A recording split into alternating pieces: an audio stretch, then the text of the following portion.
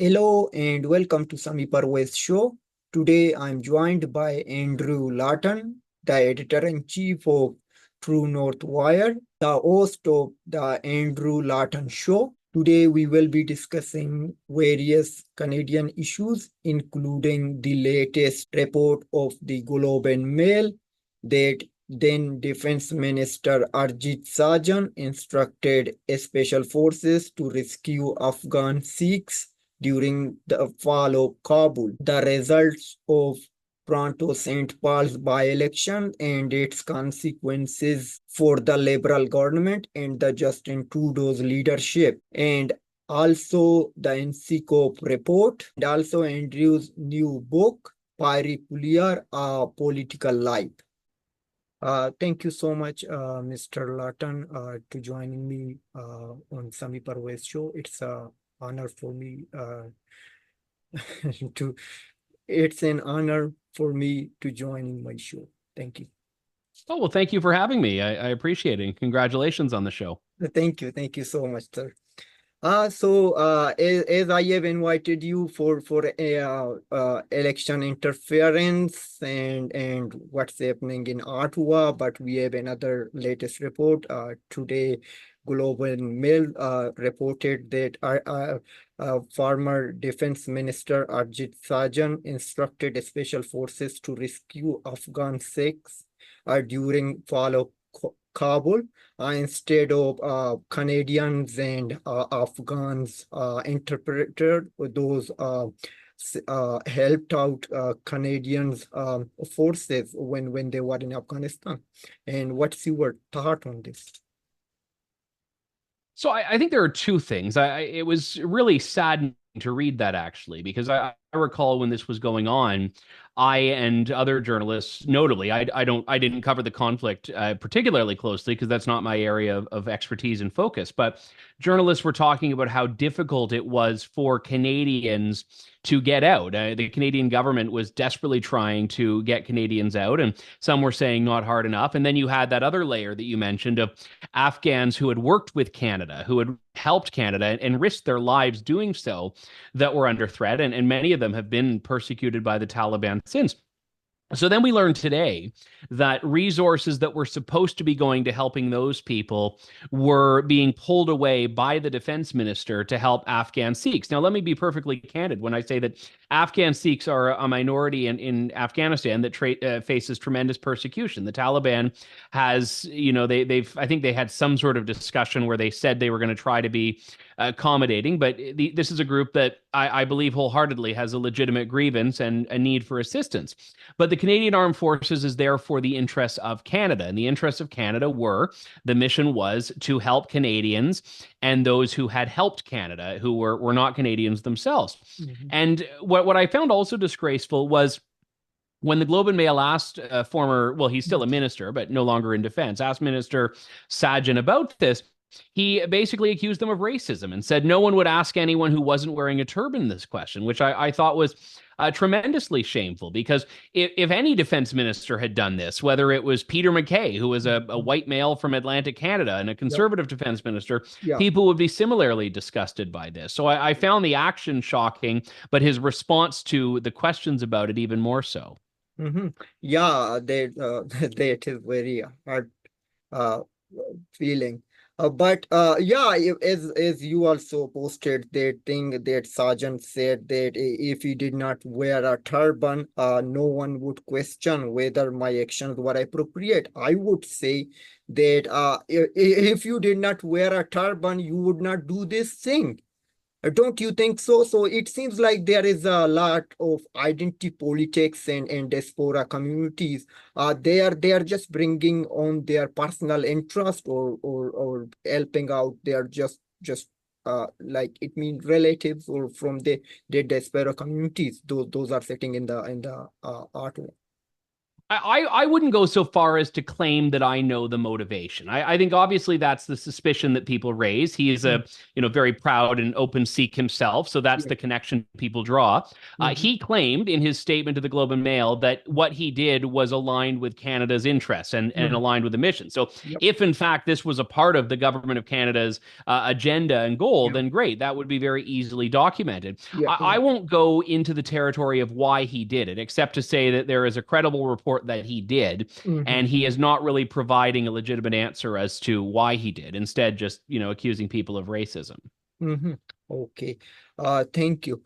So let's so as we are talking about like some identity politics, so I need to know, don't you think since Justin Trudeau took the office, we have seen more identity politics than the real politics, or it means there should be a government who should care each and every one, but it seems like it is just focusing on a particular group or a particular goal, just to raise this thing and leave everything else. Yeah, now I can't believe I'm saying this. I want to be fair to Justin Trudeau for a moment. I always want to be fair, but I don't think it's entirely his fault. And what I mean by that is that identity politics is becoming an issue all around the world in the last decade in particular. I mean, even the United States, which had Donald Trump as president for 4 years, you still saw in school boards, in academia, in the corporate world, this idea of wokeness, this institutional woke mentality. So I think in that sense, Canada is not dissimilar from the Western world more broadly. I think what is different in Canada is that Justin Trudeau has made this an issue of national policy. He has made Canada officially steeped in identity politics. And the number of policies that we hear, especially on foreign policy, but on anything, that the government says, oh, we have to put a gender lens on this, or we have to make this about race, or we have to make this about diversity. And I've spoken to people from minority communities in Canada that have been incredibly frustrated with this because they say, well, this is not like, they don't like the pitting of groups against each other, which always happens. And I'll give you one example of this. Back in September of last year, we had what was called the Million Person March, which was a group of people that in Canada started protesting against a lot of the gender ideology stuff that was being taught in schools. A lot of the people that were at the front lines of this were immigrant Muslims. Muslims in particular were really the ones that organized.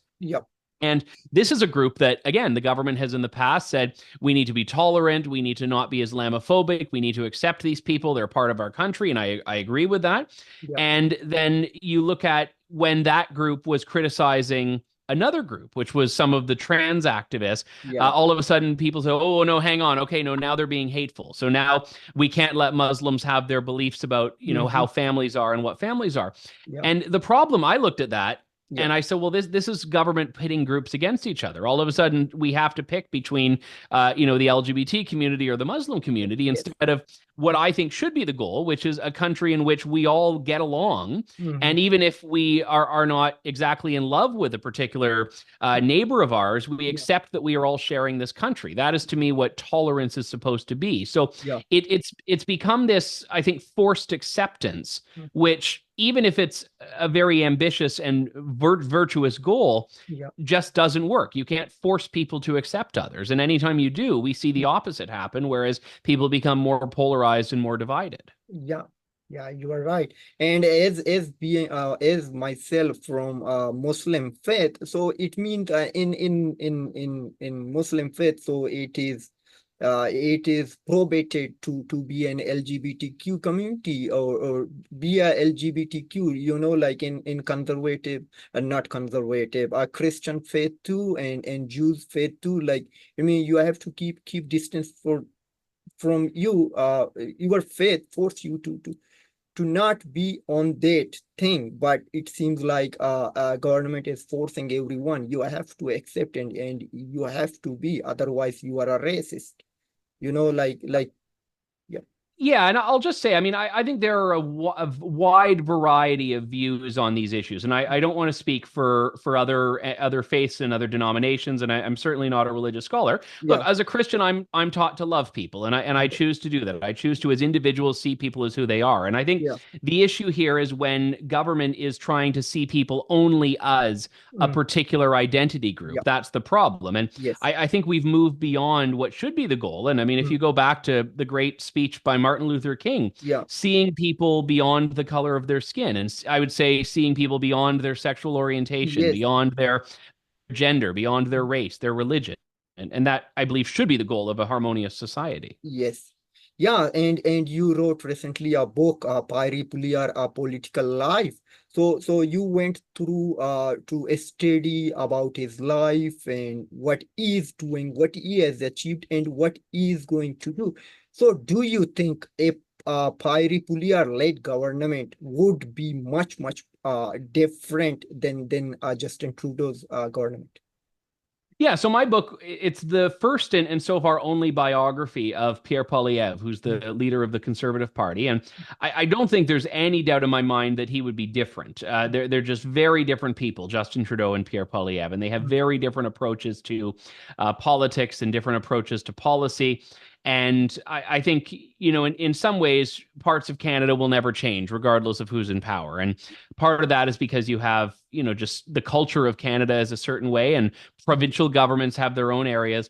But I think federally you'd see some dramatic differences. And I actually don't think the identity politics that you were bringing up a few moments ago would be at the forefront of government policy, with Mhm. the Conservatives being where they are. And I Yeah. think Poilievre himself has said some things very critical of that diversity, equity, inclusion agenda that we've seen from Justin Trudeau, that particular version of it. And when I should be very clear, criticizing DEI, or diversity, inclusivity, and equity, Yeah. is not criticizing diversity itself. Yes. Diversity is a natural thing in Mm. society, and I think it's incredibly important to have. Yep. It's this idea of this sort of commercialized, industrialized Mm. forcing Yeah. of this DEI, that Mm. identity politics stuff, that wokeness that I think conservatives have taken Yeah. an issue with. Mhm.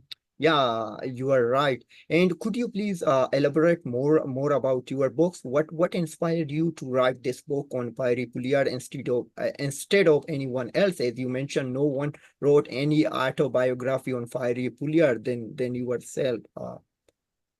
Well, part of it was that I do believe, if we look at the polls, that he's going to be the next prime minister. I believe that Pierre Poilievre is going to he's going to succeed in that. And, it's not a guarantee, Mhm. but that's where it looks like it's going. And I think that as Canadians, it's very useful to know who our leaders are. Mhm. And Justin Trudeau was a bit of a celebrity when he ran to be prime minister. His father had been prime minister. He had been in the public eye going back to being a teenager. Yeah. So he was known to Canadians Mhm. in a much greater way. And he also wrote an autobiography. Now, obviously, his own work was biased because it was him writing about himself. Yeah. But there was an opportunity through that for Canadians to get to know him. Mhm. Pierre Poilievre is known to some people. He's been around in politics for a while, but he was not, in my view, well enough known that Canadians. Well, I'll take a step back. I think he could have been known a lot more, because unless you've been really following politics, you wouldn't know who he was. So Mhm. I thought there was just opportunity there. And I, as a journalist, learned things writing the book. I was learning a lot of it myself, and I was interested in who he was myself. And that was part of why I wrote it. I thought other people in Canada would probably have that curiosity also. Mhm. Okay, thank you. So you think, I'm sorry, I'm going to ask you again. So a Pierre Poilievre-led government it means you wrote a book. It means you understand what he did, and you are predicting what he is going to do. So he is not going to put forward or a diversity or gender balance cabinet. It means he's not going to pick someone from particular group or particular community, because he just want to attract those voters. So you think we don't see what happened since 2015 in 2025? Well, I can't guarantee what he's going to do. I can give you my best guess Yes. from what I know about him. Mm-hmm. And just to give some context here, Yeah. when Justin Trudeau was first elected in 2015, Yeah. you know this, your audience might not. He made sure that half of his cabinet was women, half of his cabinet was men. Yeah. And he was asked why, and he gave that famous line, because it's 2015. And again, there's no issue with that. I have no issue with a cabinet being half men and half women. I have no issue with a cabinet that is diverse. Mm. But the issue is that Justin Trudeau seemed like he was doing it because it was more important for there to be half women Yes. than it was for everyone in there to be competent and capable. Yes. And I'm not saying that the women he appointed were not. Yeah. I'm saying that when you put that quota first, Yes. it makes people question. And this is why affirmative action in the United States has been criticized, because when universities have a certain racial quota, say, people start to question, oh, did that person get in because of their skin color, or did they get in because they were qualified? Yeah. And I've heard some tremendous criticisms of race-based hiring from people who are members of minority communities, because they don't like that it forces other people to question whether they belong there and question their accomplishments. So Poilievre may have an incredibly diverse cabinet. I mean, one of his deputy leader is a lesbian woman from Thornhill,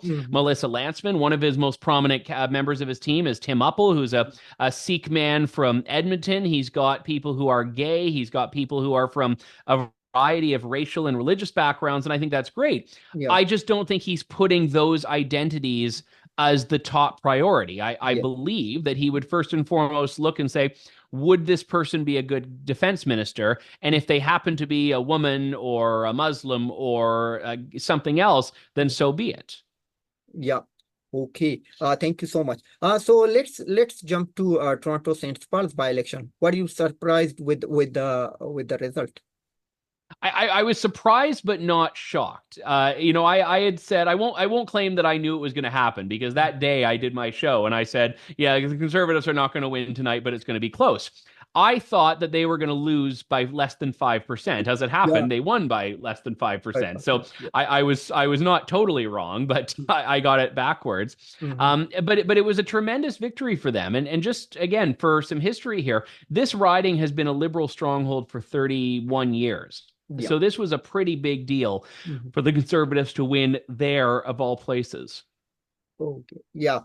But it means no one predicting that one. Just Eric Garnier said, just maybe we wake up and we will see a Conservative would win this riding, but mostly like everyone predicting what you said. Maybe Liberal will win it, but less than 5%. And you read Deputy Prime Minister Chrystia Freeland. She said that who vote somebody else other than Liberals, they are cold, cruel, and small. What's your thought? Yeah, it was. Yeah, I forget the word. I forget the exact order she gave them in, but it was, they're cruel, cold, and small if people vote Conservative, was basically what she was saying. And look, Canadians in that riding told her what they thought of that. Like, they didn't feel that was right. They didn't feel that's what they were voting for. And if you were to ask all the people in that riding that voted Liberal the last 6 elections, but Conservative in this election, why did you do it? They would say because they saw a party that was offering them something the Liberals were not. And, Mark Holland, who's the Liberal health minister, he had given this statement I don't know when this is coming out, but he gave it on Thursday. And he had said in that, like, oh, people were just venting, basically, that, Canadians were just angry and they don't actually dislike the Liberals. They're just frustrated. And there's not really been a real acceptance from the Liberals as to what that loss meant for them and how unpopular they are.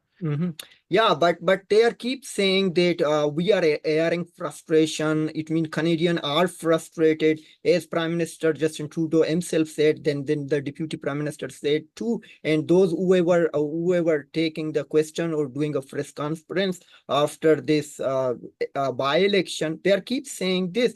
But we don't see something they are taking seriously anything. And the Prime Minister himself keep repeatedly saying that we have to do more. We need to do more. It means you have been in power, in the office, most powerful man in Canada. So what would more you need to do that you could not do it in 9 years? Yeah, and that was the challenge, to be fair, that Stephen Harper ran up against in 2015. You've been there by then for 9 years. Yeah. So anything that was important to you to do, you would have already done. Yes. And that's not to say you can't stay the course. And Stephen Harper did that. He basically said, okay, we're going to keep doing that. It's Mm. that what we've done is working. We're going to keep doing it. Where the Liberals are still coming out with new things Yes. and saying, oh, we're like, they're still trying to be the party of change, Mm. despite the fact that they're the party that's been there Yeah. for the last 9 years. And I don't think Canadians are buying into it clearly. I think in 2021, they were a little on the fence, which was why that election was not really a blowout for anyone. Mm-hmm. But in the 3 years since almost, they've basically realized, okay, the Liberals have taken us as far as they can as a country. Okay, yeah, and I need to take back one step with what I was asking. Like it means the Freeland started name calling cold, cruel, and simple. Maybe I'm just not saying in the same way she said it, but we have seen during Freedom Convoy, Prime Minister also did name calling. Like if you are unvaccinated, you are you have unacceptable views, you are an un-Canadian, or you are racist and misogynist during Freedom Convoy, which brought most Canadian together. And don't you think it's just a pattern where you lose your cool, so you would begin name calling? Yeah, and it's interesting because the Liberals really pretended early on, and Justin Trudeau specifically pretended early on that this was just they were the party that was going to unite Canadians. It was that sunny ways was the term he used, that it was all just going to be, everything was going to be great and sunshine and roses, and the trees were going to bloom again and the animals were going to sing, and it was going to be this beautiful idyllic country. And that hasn't been the case. And he's actually shown a very nasty streak whenever he is criticized. And you mentioned the Freedom Convoy, when he calls people a fringe minority with unacceptable views, or things that he said during the 2021 election about people who aren't vaccinated. It was really showing that he has quite a level of contempt for people who are not like him. And Chrystia Freeland's comment about conservatives putting forward a cold, cruel, and small vision, whatever it was, she's doing the same thing, which is basically saying, if you're not with us, you're a bad person, instead of just, you disagree with us, and we can do that in society. And and now we are hearing that some Liberal MPs are on the back door, or just it means not publicly, but it means behind the scene they are calling for Trudeau resignation. Is Wesi Kaplos, CTV News journalist, she also said that 4 MPs said that Trudeau needs to resign. And also we recently saw Globe and Mail also reported 2 former ministers called out for Trudeau's resignation, and also Madam Jody Wilson-Raybould, former Minister of Justice, also said she's the third one. She replied with the +1. It means three former cabinet ministers are also calling Trudeau needs to resign. Yeah, and it's a shame. I wish the Liberals would be a little bit more outspoken. I wish they would use their names, because up until now, we know there have been Liberal MPs who are a bit frustrated with how things are going, but they've all kept their issues to themselves. And maybe they're speaking up in caucus meetings behind closed doors, but even then, I don't think they are. And this is why Justin Trudeau really gets to come out and pretend that he is still this figure who has the confidence of those around him. And I don't think it's any shock that he's had all of his cabinet ministers, well, not all of them, but many cabinet ministers this week get in front of cameras and say, oh, I have confidence in him. Yes, I have confidence in him, because he's trying to show that my party still likes me, when a lot of them clearly don't. And that's why you're seeing these leaking to the media. Yeah. But what do you predict, and what do you hear from your sources, that will Trudeau stay until next general election? He has been saying this one for a long time. He will run in the next federal election. So what do you take from this? That's a tough one, and I would never bet money on it, because I see it going different ways. He says he's not going anywhere. Yeah. Look, the summer can be a difficult time because if he really starts hearing from more and more of his MPs and realizes that he doesn't have a mandate to stay on, maybe he'll have to step down. Or maybe he'll just call the early election to force their hand. Because if he calls an election in September, say, and I don't think he will, but if he does, his party can't get rid of him because, oh, well, now we're in the middle of an election campaign. So I think he's going to be a bit desperate. And I think we're going to see him really work hard to stay in power. I don't think he'll work hard for Canadians, but he'll work hard to just not get ousted. Yeah. Yeah, so how do you see if he runs with respect to the current polls shows that the conservatives are leading by 20%? It means there could be a landslide victory for conservative, and maybe they cannot form an opposition. It means they may not be in opposition, official opposition. Liberal maybe not be in official opposition. Maybe it would go to Bloc Québécois. Yeah, I mean that would be absolutely crazy, and this has happened obviously in 2011 when Stephen Harper got his majority. The NDP was the official opposition, and the Liberals were reduced to a very very small caucus size that you could basically put into a small little restaurant to have their caucus meetings. Yeah. And I think that basically the Liberals could be in that right now. I think after the by-election in Toronto St. Paul's, what we know is that there really isn't much of a safe seat for the Liberals. There are a few obviously and around the country that no matter what are going to be liberal still, like Justin Trudeau's own riding in Montreal. But for the most part, these are signs that the Liberals have to be very, very dangerous, and they're going to have to spend a lot of money and time and energy just not losing certain seats. Gaining them is pretty much out of the question right now. Okay.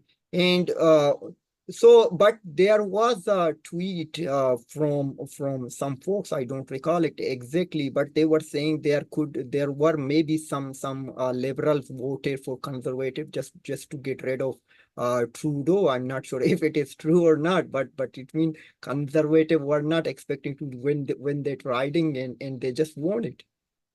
Yeah, there are some like that. I mean, by-elections are always a bit weird in the sense that they don't change the balance of power in a country. So, you know, if you're in a general election, say, and you want to vote, so I'm just going to give you a hypothetical here. Let's say that this was the general election and you don't like Justin Trudeau, but you're not a conservative. Well, it's the election. You don't want to give the Conservatives the win, so you're going to vote Liberal even though you don't love Justin Trudeau, because that's the stakes. In a by-election, the outcome does not change anything in the country. The outcome only affects that one seat, and the seat doesn't change the balance of power in the House of Commons. So if you do want to send a message, you can. If you're a Liberal and you want to send a message to Justin Trudeau by staying home or by voting Conservative, it will do that. The challenge is that the Liberals have to be listening to the message, and right now they really aren't. Yeah, and as Brian Lilly, Toronto Star columnist, said, and he also wrote in his column that a by-election does not matter until it matters. So do you think that by-election really matters?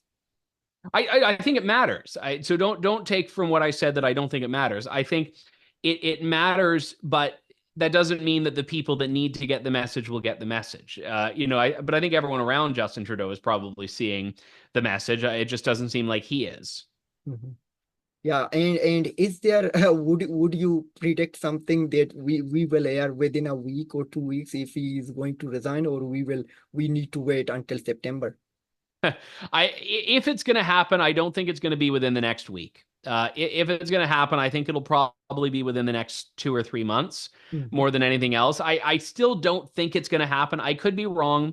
Like I said, I'm not betting money on it, but I still think he is going to be the guy on the ballot when the next election comes. Okay, so I'm just finishing up, then we will move to something else. I have a couple of more questions with respect to this. So, but there is it means the Liberal government is trying to change the election date, which is October 19, if they would move it to until October 26th, I believe, or 27, because they are citing Diwali, which is an Hindu festival.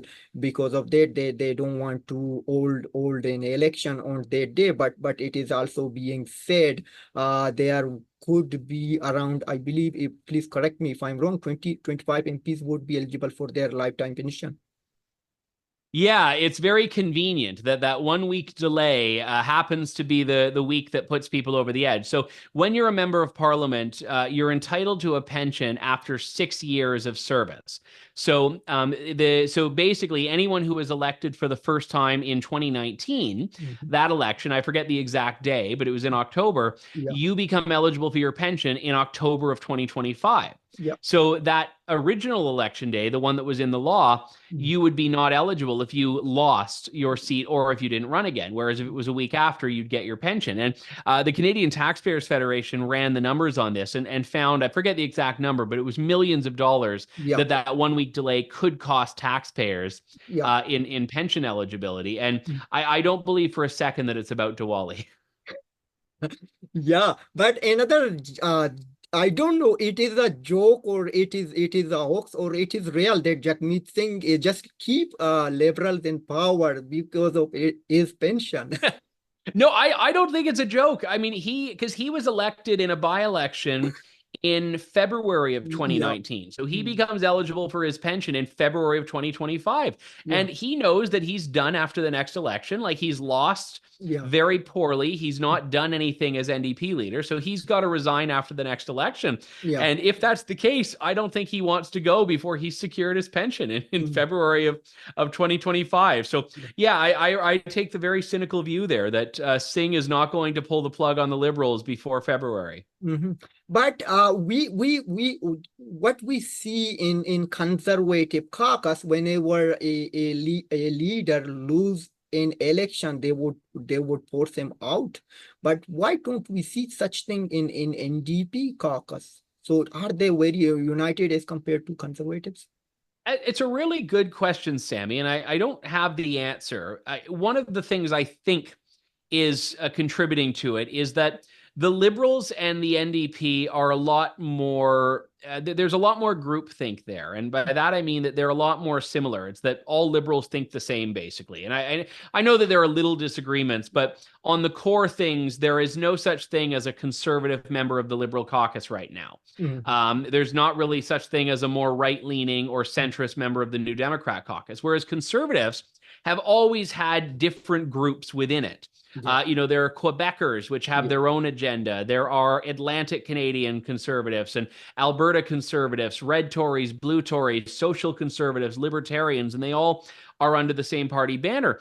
So when someone loses, the groups start fighting with each other. And, Andrew Scheer was, criticized because people thought he was too socially conservative. So those in the party that didn't like social conservatives tried to get rid of him. Aaron O'Toole was criticized for being too much of a red Tory. So the more conservative members come together and start trying to get rid of him. So I think the conservative coalition has more groups in it. And I think that contributes to the fracturing when there is a loss. Okay.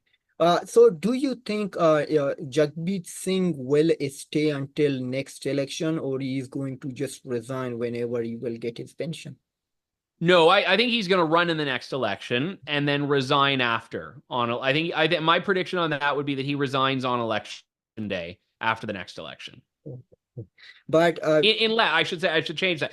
Unless the NDP has some big breakthrough, like if the NDP manages to, eat away at a lot of the Liberal support, and he's got a bigger, I think he may try to stay on. He may say, "Oh, look what I've done," but I don't think that's going to happen. But it means right now liberal in minority. If conservative NDP and Bloc Québécois wanted, they could form a government. Was it Jagmeet Singh was the block? It means restriction which prevented to form their government, or all the NDP members or caucus was against or conservative? I think it's both. I think it's both there. I mean, right now, the Liberals need one party to stand with them to pass legislation, and the NDP has decided to be that party. The Bloc Québécois has sometimes criticized them, but for the most part has voted against. Has sometimes supported them, but generally is voting against a lot of the big things, and they're fine to go to an election whenever. Yeah. So realistically, it's the NDP that are the ones that hold the keys to the kingdom here, and the NDP and Jagmeet Singh could decide at any day to pull support from the Liberal government. And if they do, I think we would have to have an election. But I don't think a coalition would ever be possible. Like the NDP and the Conservatives are way too far apart on most issues. Mm-hmm. And how do you see People's Party of Canada like under Maxime Bernier? It seems like Maxime himself like could not win a single seat, but he continues to lead. Do you think he should resign and PPC would be better, or PPC would remain same? Like it means right now we see the rise of conservatives like under Pierre Poilievre. So I used to, when I covered, the 2021 election, just to give an example, there was a lot of frustration with Aaron O'Toole. And this was the election in which the PPC did very well. They tripled what they had in 2019 almost. And then I saw so many people, I could not count, say something along the lines of, well, I would vote Conservative if they had a guy like Pierre Poilievre as their leader, or if they had Leslyn Lewis as their leader, but not with Aaron O'Toole. Yeah. And now that Pierre Poilievre is the leader, a lot of those PPC supporters have gone to the Conservatives because they actually do like Pierre Poilievre. And Maxime Bernier, who again did very well in 2021, has proven himself to be pretty irrelevant politically. And I point to the by-election he ran in Portage-Lisgar, which he had high hopes for. He put himself on the ballot, and the PPC got fewer votes than they did in the 2021 election. Yep. And even most recently in Toronto St. Paul's, the PPC candidate had, I think, 234 votes. It was less than 1%, if I recall, of the votes. Yeah. Like, it's not a party that just has a lot of support right now. I don't know if that would change without Maxime Bernier. He is a big name. People know him. Yeah. It's his baby. He founded the party. Yeah. I don't know who else would want to lead it and who else would be able to do anything with it. So you think the Maxime Bernier is the right person just to lead this party, but it means it cannot lead them to anywhere, because we have seen, like as you give the example in a by-election in Manitoba. Yeah, it's not that I think he's the right person to lead. I to be honest, it's that I don't spend a lot of time thinking about the PPC, because right now they've not really been a relevant part of the political conversation. And I covered them a lot in 2021. I covered them in 2019. So I'm not someone who has been hostile to reporting on and paying attention to this thing. But I think the Portage-Lisgar by-election was really the turning point where we realized that it was no longer a long-term company. It was no longer, or a long-term enterprise. It was no longer something that, was really going to have any real staying power. Okay, so foreign interference, it has been just a couple of weeks ago. First, it was broke by Globe and no, it was just reported in the NSICOP report. It says that many MPs and senators are colluding with foreign powers. So, what are you surprised when you read that report?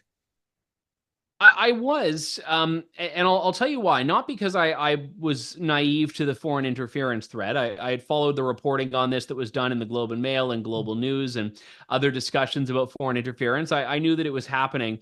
I had kind of hoped that a lot of it was coming down to people that were used, basically, people that really just didn't know this was happening and were taken advantage of by people. And to learn that, as the report says, that MPs were wittingly collaborating, knowingly collaborating with foreign governments, many of which were potentially hostile to Canada and its interests, I thought that was quite devastating. And all the more so the lack of transparency around who these people are, and the fact that the government doesn't really think Canadians deserve to know who these people are. Yeah, and as True North also reported, they contacted all MPs. I believe around over 100 MPs just responded, mostly from Conservative. I think 5 from liberal maybe reported, and one independent. One NDP, I believe. One NDP, yeah, Yeah. and it means they just said that, yeah, we confidently said that we our names are not there, and we did not collaborated with foreign powers. And do you think we it mean do you think one day we will come to know who those elected officials are? I think someday, yes. I don't know when and I don't know how. Mhm. I don't know. Like there right now is a legal case underway about whether members of that committee can be protected if they read the names on the floor of the House of Commons. There's a legal argument because right now the law has said no, no, you don't have parliamentary immunity like you do on everything else if you're on this committee. Mhm. So if that law changes, then any member of that committee could actually read the full report on the floor of the House of Commons. But this will take a lot of time to work through the system. I think at some point there might be a leak. Someone might leak it to a reporter like they did with the initial foreign interference reports from CSIS. But Yeah. that again, that it's dangerous that we're at the point in a country where leaking classified materials is the only way people are going to learn about, MPs who are collaborating with a foreign government. Mhm. So we heard from RCMP commissioner who was sitting with CBC's Rosie Bertman. He said that I just hope it means those names should not be public because it would be hard to handle that. Yeah, it was a very weird thing to say. I mean, I really don't think people like that should just do interviews because then they'll say things like that, and it'll just be like, what on earth is the problem? He was basically saying that transparency shouldn't be the goal, which is, I think, a very revealing position for someone in that position. Mhm. So in Canada, I'm not sure I should ask this question, but it means the law enforcement agencies don't have the power other than until they don't be asked by the from PMO to act. Yeah, I interviewed a few weeks back on my show Sam Cooper, who's a journalist that's done a lot of work on this. And Sam was saying one of the big problems in Canada is that we really just don't have the laws we need to deal with this. We have this convoluted system where you have CSIS involved and RCMP involved and NSICOP, the committee report, and you have the PMO in it, and everyone kind of says, "Oh, we don't have the ability to do anything about this." And we need to actually have a much stronger legal apparatus to use in this, which we just don't have right now. And again, the Liberal government has not really been all that motivated to try to fix that problem. Mhm. And but we also saw there was a report in also in Australia, like it means there is also like it means China interference there. There was a name come out. He was a billionaire. I mean there. Do you think our laws are more or less like it means they just like these laws are just there to protect the elected officials or those are involved, their names should be protected as compared to other Western countries? I don't know. I don't know enough about how it is in other Western countries, so I can't speak with authority on that. And Mhm. I also don't know if the laws have been designed to protect people. I think what's happened is we've just been naive to these threats. And I think as a country, we've just not paid attention to the fact that this is an issue. Mhm. And, there are a number of countries that, for any number of reasons, would want to meddle in our democracy. And some do it in quite a nefarious and systematic way, notably China. In other cases, it might be relatively minor, but it's still a problem. And it's still something that we need to protect against. And I think the laws are basically where they are because we haven't taken this seriously. I mean, the fact that we're talking about it now is good, but this is not a new issue. A lot of the reports that we've learned about go back years, but foreign interference goes back decades. I mean, we had Soviet interference in Canadian politics back in the 1940s, and even then we weren't prepared to deal with it, and not much has changed, sadly. Mhm. Yeah, but like it means we saw like in a liberal MP it mean he was supported by China. It mean to get nominated as a liberal candidate, and Prime Minister knew about this one and did not take any action. Then he sat in the he ran, he won. He sat as an MP, and then when his name came out, and then he sat as an independent MP. But shouldn't we have such kind of laws which prevent it? Mean whenever your names comes up, you should be forced to resign. You cannot sit on that on that position. You cannot take that position and get a taxpayer's money, though you are being named that you work for a foreign power. Yeah, and I should be careful here because I don't know what that mechanism would look like. I've got, just on a fundamental level, not even talking about anyone in particular, I've got issues with with removing politicians based on allegations. We have elections, Yeah. and elections are the best opportunity to get rid of a politician you don't like. So I think if you're convicted of something, maybe that's the way to do it. Like, an allegation alone should not be enough. Mm. And again, intelligence reports are just that. You still need they're not there for law enforcement. Mm. They're there to provide information that law enforcement can use. So we're back to just making sure that we have a system that has the teeth to investigate these allegations so they don't just come without consequences. Mhm.